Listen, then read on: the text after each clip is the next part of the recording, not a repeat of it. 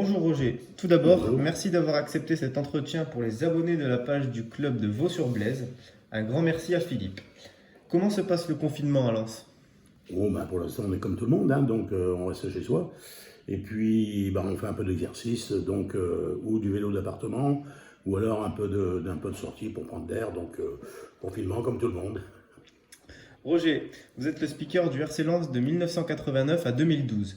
Deux fois micro d'or, la récompense ultime. Mais déjà, pouvez-vous nous expliquer en quoi consiste le rôle d'animateur de stade, un match type et que demande un club à un animateur? Oh, l'animateur, eh bien, écoutez, c'est pas simple, hein, parce que il faut d'abord sentir les supporters. Vous savez que nous, à Lens, on a un club de supporters peut-être un des meilleurs de France, certainement le meilleur, puisqu'il a déjà été félicité par la Fédération française de football et la Ligue comme meilleur public de France.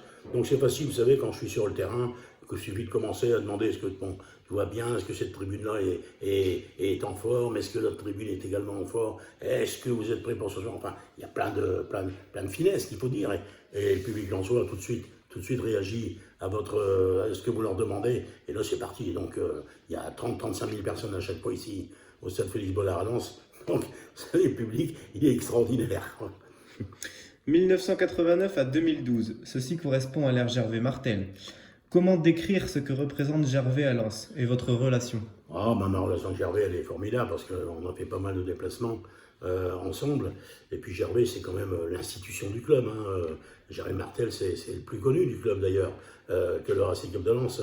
Et il suffit de demander quelque chose à Gervais. Alors Gervais, vous savez, c'est quelqu'un d'extraordinaire. Donc quand il dit qu'il va faire quelque chose, il le fait. Et donc on peut compter sur lui. Et il a bien été là pour remonter le club et trouver les sponsors qu'il fallait pour que ce club continue à vivre. Ton premier match terrain, 1992, Lens-Marseille avec 48 912 spectateurs. D'un côté, Bernard Lama, Francis Gillot, Roger Boli. De l'autre, à l'OM, Olmeta, Deschamps, Papin, Pelé. Pour les joueurs, Arnaud Dos Santos et Raymond Goethals pour les entraîneurs. Racontez-nous ce match et cette victoire de Lens. Oh, ça c'était absolument formidable, hein, cette victoire de Lens. On a battu le record de spectateurs de toute la France à l'époque. Maintenant, il y a des stades de 50, 60, 70, 80. Donc à l'époque, on a battu le record de nombre de spectateurs et on a battu le Grand Marseille. Et puis il y a eu Roger Boli qui a fait un malheur, puisque c'est lui qui a marqué un des deux buts. L'autre, il avait été marqué par Francis Gillot. Et effectivement, c'était tout à fait formidable, parce que battre Marseille, pas beaucoup de monde pouvait le faire à l'époque. Et nous, Lens qu'on considérait comme un bon club, hein, de division, eh ben, on a gagné contre les grands. Et je vous dis en plus, record de spectateurs. Et Roger Boli, qui est devenu mon ami, puisque c'est moi-même qui ai fait son jubilé, l'animation, avec Zidane, qui avait là à l'époque. Zidane, qui était enfin un tas de grands joueurs internationaux. Revenons en arrière. Comment a débuté votre rencontre avec le football? Oh, c'est simple, j'étais tout petit et mon père m'a dit est-ce que tu veux venir avec moi au football? J'avais 4-5 ans, donc oh, je dis non, ça ne m'intéressait pas, hein, en étant petit. Puis à l'époque, je dis bah, à moins que tu me payes, vous savez, ce qu'on mange là, des glaces, des esquimaux. Je dis à moins que tu me payes un esquimau, à chaque fois qu'il y aura un but. Et on va voir un match, c'était Lens Paris Football Club à l'époque. Et Lens gagne 10 buts à 6.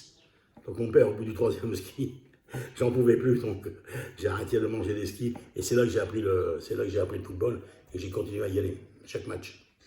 Parlons maintenant aussi un peu de notre club, l'USIB Vaux-sur-Blaise, 384 habitants, avec une équipe Fagnon évoluant en Régional 1, savoir que plus petit village de France évoluant à ce niveau, juste avant le National 3, et une réserve en R3, 215 licenciés au club, des jeunes, des féminines. Peux-tu nous donner ton avis sur les valeurs d'un club, la réussite d'un club avec le plus petit budget, l'implication des bénévoles, tout ça? Ah, c'est ça, c'est déjà les bénévoles et le collectif qu'il doit y avoir autour de ce club, parce que c'est absolument formidable. 340 habitants, je pense, c'est ce que. 384. 395, c'est ce que me dit Emmanuel, hein, Callot, donc, qui m'a demandé de faire cette interview. Et l'USIB Vaux-sur-Blaise est arrivé à ce niveau-là, mais je pense que il y a longtemps que je n'ai pas entendu. Si, il y a des petits clubs, mais avec 384 habitants.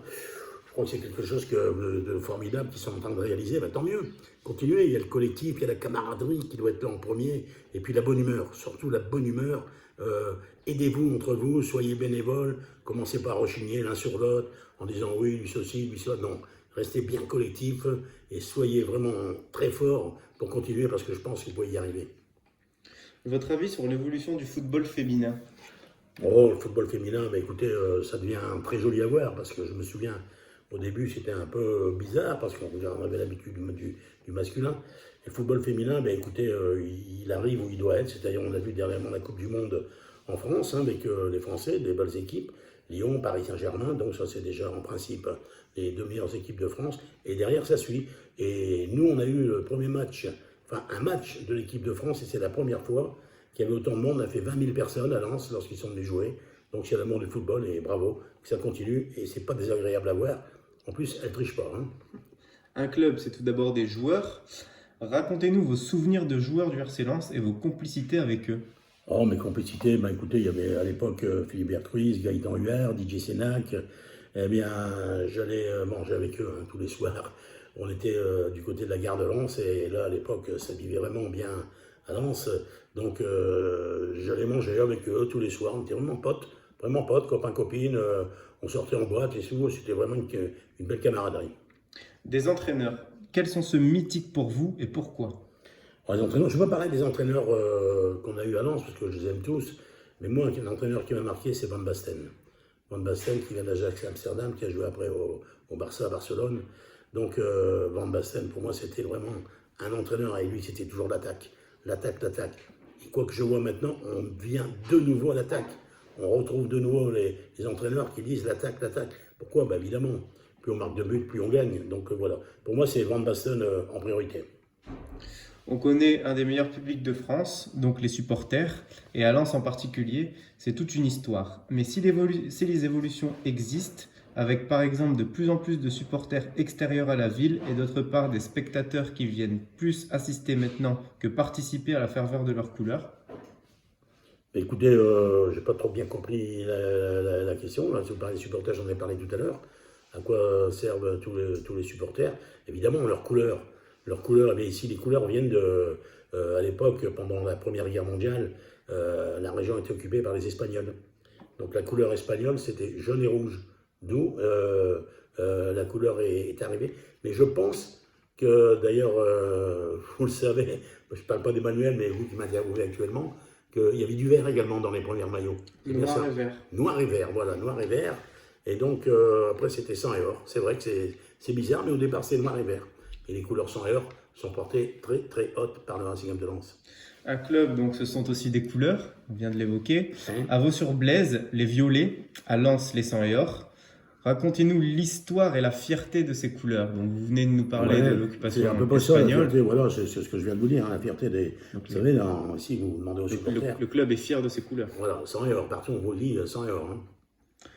Le renouveau du RC Lens, la montée en Ligue 1, qu'est-ce que vous en pensez? Bah écoutez, c'est tout à fait formidable. Ça fait 2-3 ans qu'on rate la montée. La dernière, souvenez-vous, les barrages, on arrive à Dijon même, et là, le gardien de but qui fait vraiment, vous vous souvenez, Vachou, qui fait deux conneries, on prend 2 buts, alors qu'on avait bien joué à Lens, on était partis pour remonter, on a battu le 4e, on a battu le 3e, et puis là, on est passé à côté d'un fil. Il y a 2-3 ans, c'est pareil, Amiens joue dans prolongation à Reims, et met un but à 30 secondes de la fin, ça nous empêche de monter. Mais cette année, on a eu un bol de circonstances. On est second de championnat et on monte suivant la fédération. Votre expérience de radio-reporter à Fréquence Nord vous ont amené à suivre beaucoup de clubs en France et à l'étranger. Ouais. Alors que les classements sont désormais figés, quel est votre avis sur les clubs du Nord, Valenciennes, Boulogne, Dunkerque, Lille, etc. Oui, c'est vrai que c'est une base du football, le Nord. Hein. Nord-Pas-de-Calais, c'est une base du football. Il y a eu Valenciennes, il y a eu Boulogne-sur-Mer, il y a eu Dunkerque, il y a Lens, il y a Lille, et encore pas mal de petits clubs. Je parle par exemple d'Avion, il y a Vermel, il y a Vimy, tous ces clubs autour qui gravitent, qui sont en Régional 3. Hein. Et puis, voilà, également, on a beaucoup de clubs. Je pense que, évidemment, c'est tous des clubs qui pensent à monter.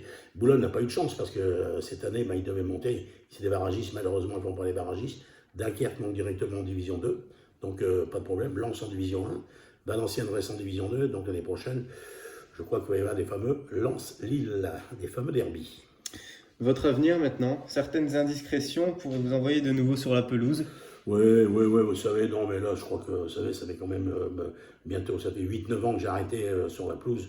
Bon, chacun son style, hein, maintenant, donc, non, pour faire encore quelques matchs, pourquoi pas, des matchs de gala, je suis tout à fait prêt à recommencer sur le terrain. D'ailleurs, on me demande et on me sollicite encore très souvent pour aller animer des journées entières, des centenaires, tout ce qui concerne le football. Que souhaitez-vous à l'USIB Vaux-sur-Blaise pour l'avenir? Bah, Une écoutez, rencontre peut-être? Ah, une belle rencontre, ça, je leur souhaite. Pourquoi pas contre Lens, ça serait formidable. J'irai là-bas vous voir, Emmanuel. Donc, l'USIB Vaux-sur-Blaise, eh bien écoutez, moi je leur souhaite par exemple en Coupe de France de pouvoir passer les 7 premiers tours et d'arriver contre un club en 8e ou 9e tour, que ce soit un grand club de première division, pourquoi pas le Paris Saint-Germain ou Marseille, ou ben, enfin vous avez plein de clubs hein, qui regardent comme ça. Tout à l'heure, j'ai oublié de vous dire que c'est vrai qu'on a eu pas mal de joueurs qui ont joué en équipe de France. Il y a eu Marian Wisniewski, il y a eu Georges Lèche, il y a eu Fares Bousdira, il y a eu Philippe Vercruis, il y a eu Tony Berel, et j'en passe, et j'en passe, et j'en passe. Alors je crois qu'il y avait une question, là, vous voulez peut-être que j'essaye de vous faire un but, mais je vais prendre des noms des gens qui jouent chez vous, parce que c'est pas facile. Donc ça se passait comme ça, voilà, c'est un dégagement de Thomas Rossi. Thomas Rossi qui lance le ballon, qui lance le ballon pour Julien de Ruder. Julien de Ruder sur le côté, qui remise pour Jordan Bernhardt. Geoffrey Johnson qui trouve dans l'intervalle Geoffrey Chaton, qui va partir Eric Gauthier qui centre pour Maurice Vogel. Maurice Vogel qui met le but, et c'est le but pour Vaux-sur-Blaise. Je vous salue, merci, salut Emmanuel.